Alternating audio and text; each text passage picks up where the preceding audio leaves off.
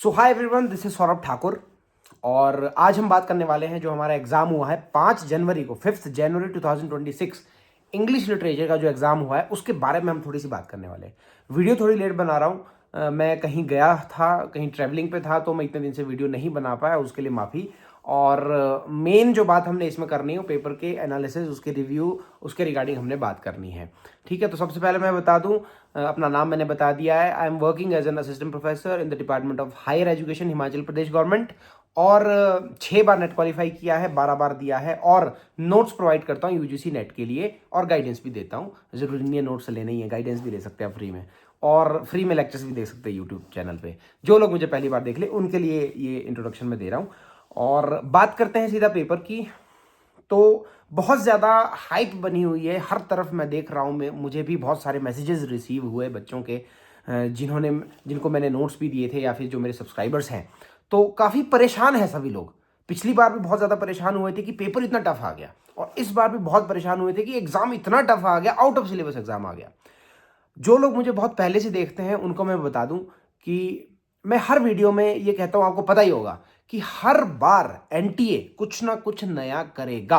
हर बार वो कोई ना कोई पैटर्न में, या फिर सिलेबस में, या फिर कौन से एरिया में उसको फोकस करना है उसमें चेंज लाएगा। ठीक है, हर बार बोलता हूं, हर एग्जाम में बोलता हूं आपको, और हमेशा आपको कहता भी हूं कि हर टॉपिक को आप अच्छे से इन डेप्थ पढ़कर जाएं। ठीक है, तो बहुत सारे बच्चों के मैंने रिव्यूज़ लिए, कुछ ने ये भी कहा है कि एग्ज़ाम जो था वो आउट ऑफ सिलेबस था, जो कि मुझे पर्सनली ऐसा लगता है कि ऐसा कुछ नहीं है। देखो, आउट ऑफ सिलेबस कुछ नहीं होता। इंग्लिश लिटरेचर एक ऐसी फील्ड है जिसमें आप एक पर्टिकुलर सिलेबस दे ही नहीं सकते हो। ठीक है, तो आउट ऑफ सिलेबस बोलना पूरी तरह से, या फिर 60-70% पेपर को आउट ऑफ सिलेबस बोलना हमारे लिए टेक्निकली सही नहीं है। क्योंकि इंग्लिश लिटरेचर जो है, या फिर कोई भी लिटरेचर है, उसका कोई अंत नहीं है, अथाह महासागर है। There is no end, infinity है। आज भी पता नहीं कितने लाखों या हजारों बुक्स छप रही होंगी, वो भी हमारा लिटरेचर बन जाता है। अगर वहां से हमें क्वेश्चन पूछ ले तो हम ये नहीं कह सकते कि ये आउट ऑफ सिलेबस है। हाँ, 15-20 क्वेश्चन, या 20-30-20, हाँ, इतना 15-20 क्वेश्चन हमेशा हर बार ऐसे होते हैं जो पहली बार हमने सुनने को या फिर देखने को मिलते हैं। और हर बार मैं ये भी कहता हूं कि उन क्वेश्चंस पे आपको फोकस नहीं करना है जो आपको पहली बार देखने को मिल रहे हैं।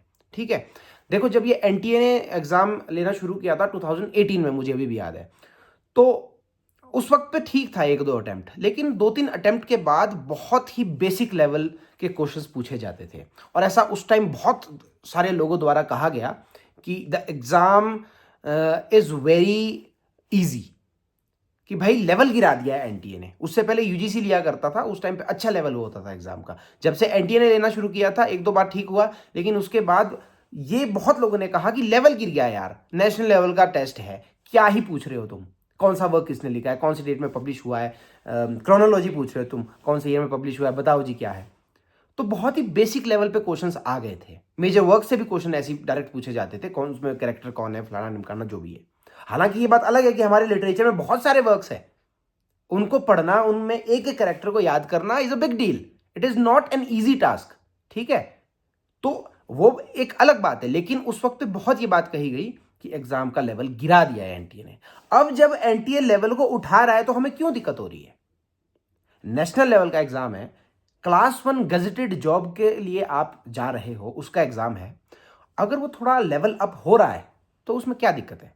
मान लिया मैं मान रहा हूं 15-20-25 क्वेश्चंस ऐसे हो सकते हैं जो आपने कहीं भी नहीं पढ़े, वो आ गए बाहर से, उससे आप परेशान हो जाते हो।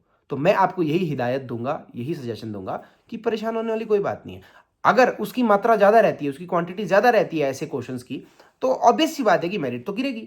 आपने देखा 60 से ऊपर चली गई थी मेरिट, अभी पिछले से पिछले अटेम्प्ट में, 2-3 अटेम्प्ट्स में 60 से ऊपर हमारा नेट हो रहा था। 60 भी हमें सेफ नहीं लगता था कि 60% आ रहा है तो पता नहीं नेट होगा कि नहीं होगा। और एक वक्त वो भी था जब 50% आ जाता था, तो नेट का ये था कि यार 50% आ जाए तो समझो नेट हो गया। मैं उस टाइम से हूं, उस एरा से हूं मैं, जब 48%, 49% पे भी नेट हुआ है जनरल कैटेगरी में। ठीक है, और 52, 55, 56% पे जेआरएफ भी हुए हैं जनरल कैटेगरी में। तो एक टाइम ऐसा आया कि वो 60 से जेआरएफ 70 तक भी गया है, 70-71 तक भी गया है, 71 तक, 72 तक।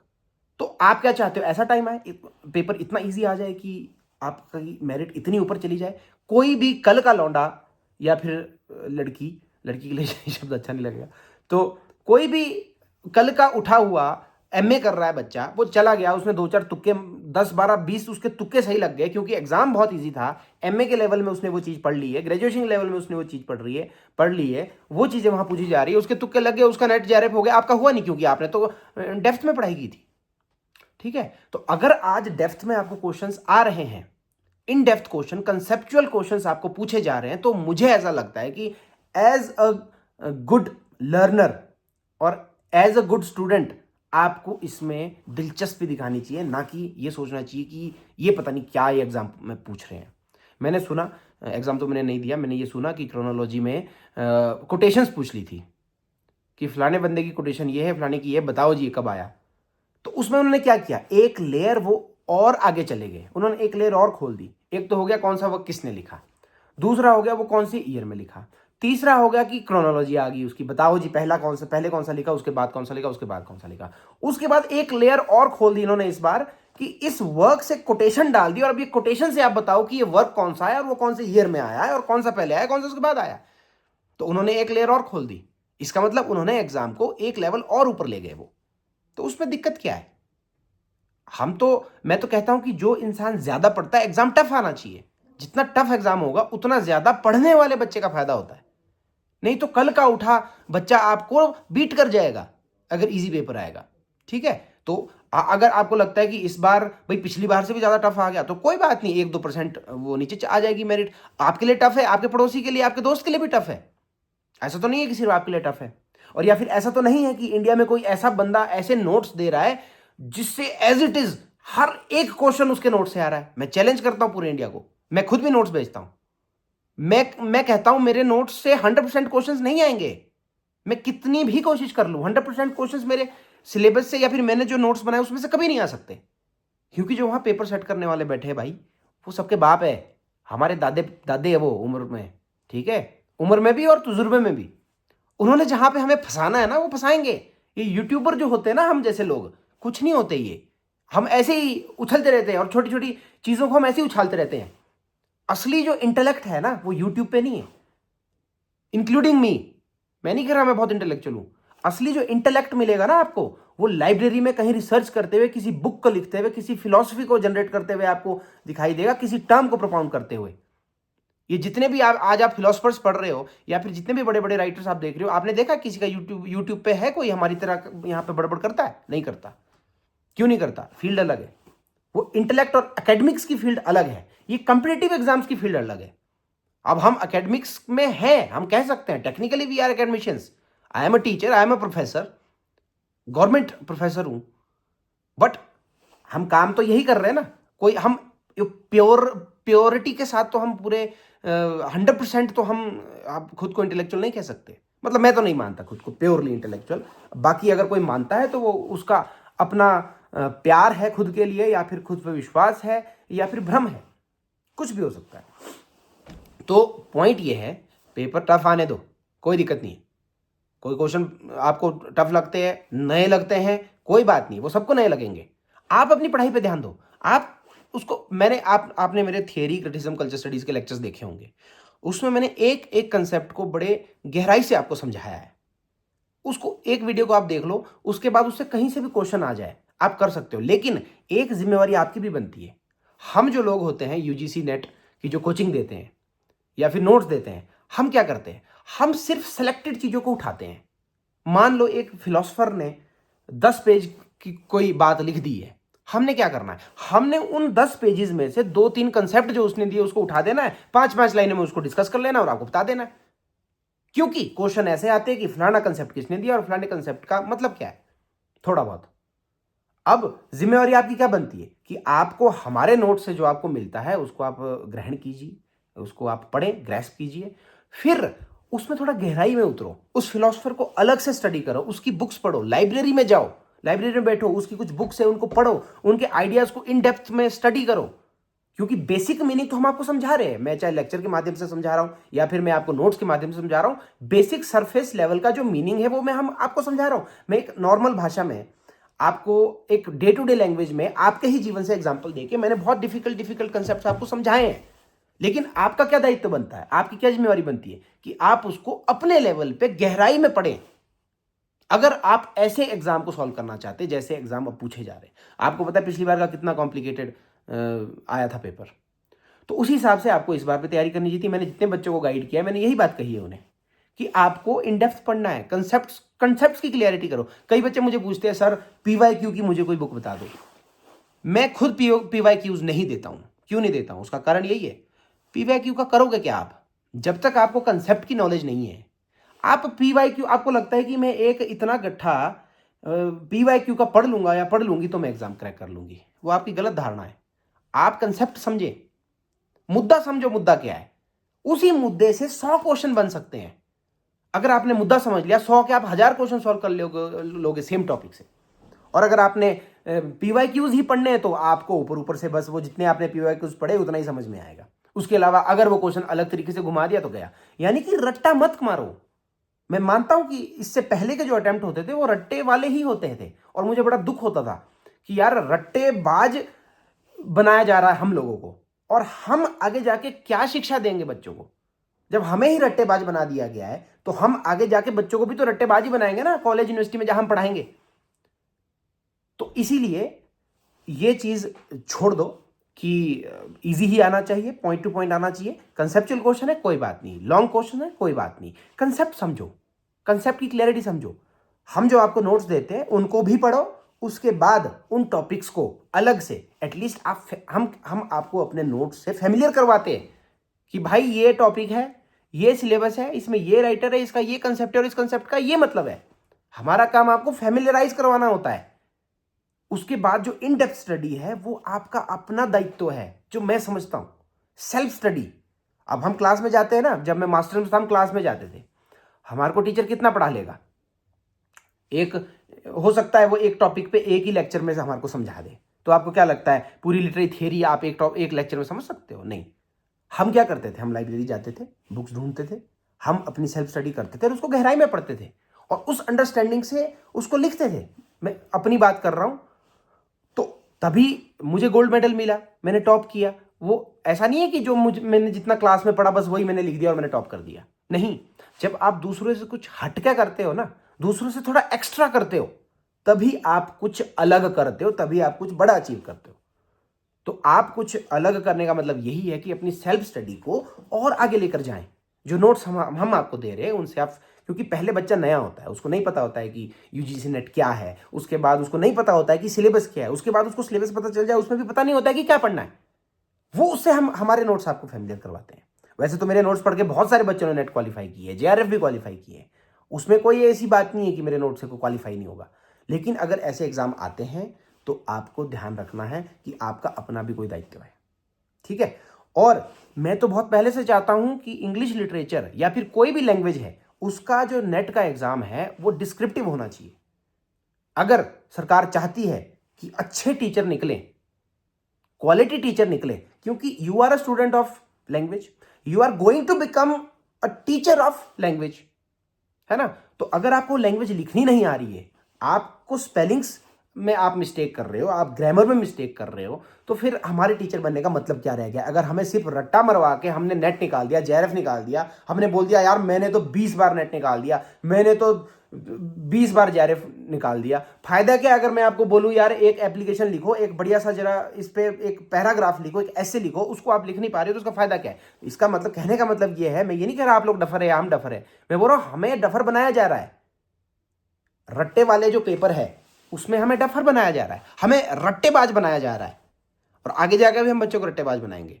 इस तरह से हमारा जो एकेडमिक्स है पूरे इंडिया का वो खत्म है। आज आप देखो क्या क्वालिटी है हमारी एजुकेशन की, बुरे हाल है, बहुत बुरे हाल है। मैं इस सिस्टम में हूं, मैं तब बोल रहा हूं। आप तो अभी तैयारी में हो, मैं इस सिस्टम में ऑलरेडी हूं। मुझे पता है कि एजुकेशन में कितना कुछ नया करने की जरूरत है, लेकिन जो ये ऊपर का सिस्टम है, जिसने जो ये एग्जाम का सिलेबस बनाते हैं या पैटर्न बनाते हैं, इसमें सारी दिक्कतें हैं। हमें रट्टेबाज बनाया जा रहा है। मैं तो चाहता हूं कि डिस्क्रिप्टिव एग्जाम हो और साथ में नेगेटिव मार्किंग भी हो। तो इससे कभी भी डरा मत करो। अगर आप चाहते हो लाइफ में आपने कुछ सीखना है और कुछ सीख के अचीव करना है, रट्टे मार के नहीं, कुछ सीख के अचीव करना है और आगे जाके आपने एक ऐसा टीचर बनना है कि आपकी लोग वाह वाही करें और बोले कि हाँ यार इसको नॉलेज है, हाँ ही इज एन इंटेलेक्चुअल, इसको इन डेप्थ में चीजें पता है। तो आप डरो मत और डिमोरलाइज नहीं होना है। जो आप इस पेपर से डिमोरलाइज हो रहे हो ना, हर तरफ आप ये कह रहे हो कि यार क्या एग्जाम आ गया, मैं तो पागल हो गई, मैं बर्बाद हो गई, इससे अच्छा मैं तो छोड़ रही हूँ पेपर देना, या छोड़ रहा हूँ, ये ऐसे पेपर है वैसे पेपर है। आपकी दिक्कत जायज़ है, जिस सिचुएशन में अभी आप हो, जिस कंडीशन में आप अभी हो, उसके हिसाब से आपका रिएक्शन जायज़ है। लेकिन मेरा काम है आपको बताना कि आपको इस सिचुएशन से ना तो डरना है और ना ही डिमोरलाइज होना है।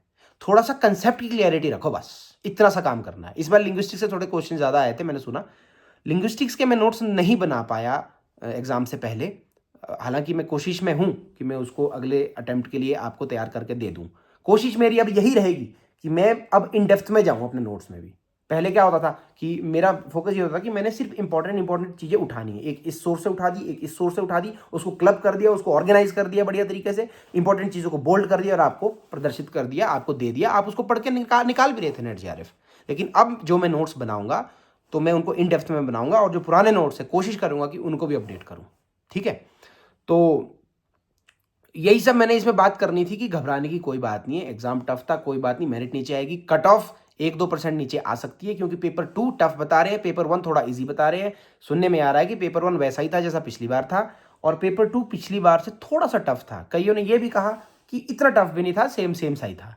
ठीक है, तो टफ वो इसीलिए था क्योंकि थोड़े से क्वेश्चन या राइटर्स या बुक्स अननोन थी और हर एक टॉपिक में थोड़ा सा एक लेयर आगे जाकर आपके लिए क्वेश्चंस तैयार किए गए थे। ठीक है, और एआई ये काम नहीं कर सकता। अगर आप सोच रहे हो कि एआई ने ये काम किया है, हाँ, अगर प्रॉम्प्ट इस तरीके का है कि भाई एआई चाहे चैट जीपीटी देवी देवता, आप इस फलाने बंदे के इस वर्क के इस कंसेप्ट के अंदर से मुझे क्वेश्चन निकाल के दो, वो निकाल देगा अगर इस तरीके से उन्होंने बनाए होंगे। पर मुझे नहीं लगता कि इतना होगा उनको, क्योंकि जो पुरानी जनरेशन है, बड़े लोग हैं, सीनियर लोग जो पेपर सेट करते हैं, वो इन चीज़ों पे इतना विश्वास नहीं करते, वो अपनी अंडरस्टैंडिंग से ही काम करते। तो मैं तो ये कहता हूँ कल को आपने एक अच्छा रिसर्च स्कॉलर भी बनना है।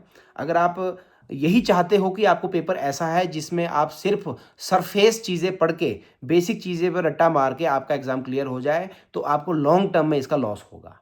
आपने पीएचडी भी करनी है, उसमें आपको बैठना पड़ेगा, पढ़ना पड़ेगा, इन डेप्थ में चीज़ों को स्टडी करना पड़ेगा, उसमें आपको दिक्कत आएगी। कल को आपने एक टीचर बनना है, अपने बच्चों को भी और अपने स्टूडेंट्स को भी आपने एक अच्छा एक लर्नर और एक एकेडमिशियन अगर आपने बनाना है, एक अचीवर आपने बनाना है, और अपना भी एक पर्सनैलिटी, एक ऑरा सेट करना है कि ये है बंदा यार, ये है बंदा, इसको है नॉलेज। ठीक है, तो इन डेप्थ में काम करो, कोई दिक्कत नहीं है। इस बार अगर आपका बुरा एग्जाम हुआ है ना, कोई बात नहीं, मेरिट नीचे आएगी। आपका इजी होता, अगर थोड़ा सा इजी भी आया होता पेपर, तब भी आपका ही होना था। नेट टफ आया है तो भी आपका ही होना है, कोई दिक्कत नहीं है। ठीक है, नोट्स लेने होंगे। अगर आपको लगता है कि इस बार आपका बहुत ही बुरा एग्जाम हुआ, नहीं होगा क्वालिफाई, लिंक आपको डिस्क्रिप्शन में मिल जाएंगे मेरे नोट्स के, वहां जाके आप सारे नोट्स ले सकते हो, या फिर मुझे टेलीग्राम पे आप मैसेज कर सकते हो, उसका लिंक भी आपको डिस्क्रिप्शन में मिलेगा। नोट्स के रिगार्डिंग आप मुझे यहाँ मैसेज कर सकते हो, मैं डिटेल भेज दूंगा। और पेपर 1 की बुक्स भी मैं रिकमेंड करता हूँ, ओसवाल बुक्स की, वो भी यही है। उन बुक्स को आप पढ़ोगे तो सबसे पहले फेमिलियर हो गए आप टॉपिक से। ऐसा नहीं कि एक बुक पढ़ के आपका नेट हो जाएगा।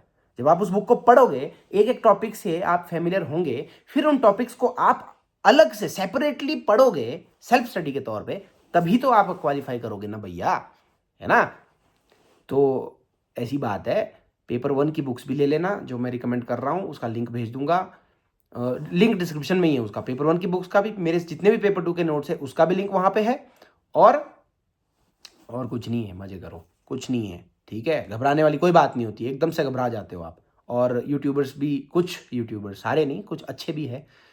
अब मैं तो पता नहीं अच्छे की श्रेणी में आता हूँ कि बुरे की श्रेणी में, खैर मैंने लेना भी उससे कुछ नहीं है, लेकिन मैं बस सच कहता हूँ। मैं जो फील करता हूँ वो कहता हूँ, जो दिल में है वो ज़ुबान पे है। ठीक है, तो आप सभी लोगों का बहुत बहुत धन्यवाद। आपने 20 मिनट मुझे दिए, इस वीडियो को देखने के लिए दिए।